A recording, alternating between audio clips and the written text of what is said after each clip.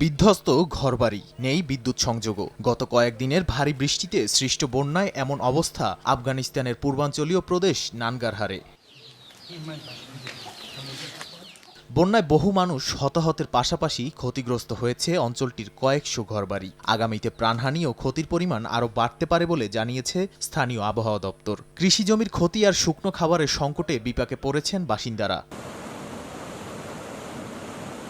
স্থানীয়দের বরাত দিয়ে রয়টার্স জানিয়েছে, গত এক দশকে সবথেকে বেশি ক্ষতি হয়েছে অঞ্চলটির। 2 মাস আগের বন্যায় বাস্তুচ্যুতরা এখনও সংকট কাটিয়ে উঠতে পারেননি। এ অবস্থায় আন্তর্জাতিক সাহায্য সংস্থাগুলোর কাছে সহায়তার আবেদন জানিয়েছেন তারা।